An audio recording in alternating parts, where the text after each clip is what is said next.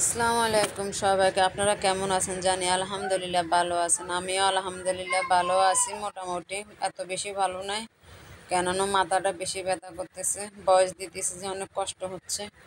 তো এই যে আজকে মাছ মাংস তো আর খেতে ইচ্ছা করে না, ওই কারণে একটু আজকে সবজি নিলাম।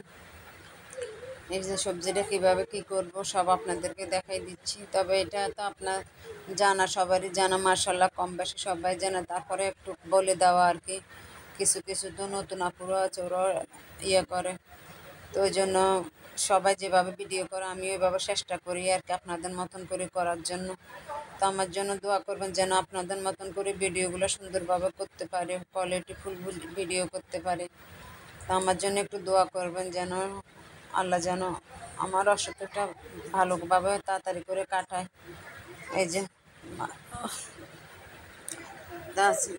তাই সবজির এত দাম, কিভাবে সবজি যে আমরা খাবো, মানে সবজির বলার বাইরে, বলার বাইরে।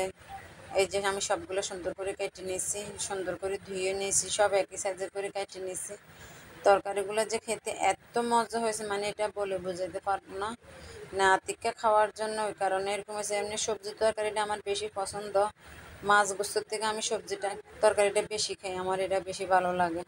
আলহামদুলিল্লাহ আমার ছেলেটাও খায়, আমার বাসায় সবাই সবজি তরকারি খায়, কিন্তু সবজিটা যদি মজা হয় সবাই খায়, সবজিটা যদি মজা হয় সবাই খায়,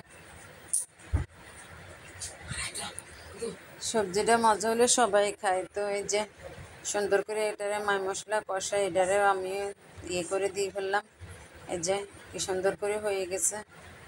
এই যে আপনারা এভাবে করে খেয়ে দেখেন, আপনারা খান কিনা জানি না, আমি তো এভাবে করে খাই। একটু মিষ্টি কুমড়া সব সবজির সাথে আছে, এভাবে করে খাই দেখেন, অনেক মজা আছে তরকারিগুলো।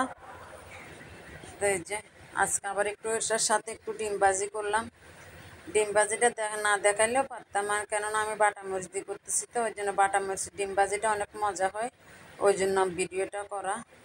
তো এই যে যদি পছন্দ হয়ে থাকে একটা লাইক কমেন্ট শেয়ার করে দিবেন, গরিবের রান্নাঘরটাকে আপনাদের পাশে রাখবেন।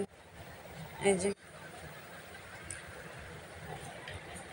ইয়ে করে ভালো লাগতেছে না, কেউ কথাও বলতে ইচ্ছে করতেছে না। তো ওকে আল্লাহ হাফেজ।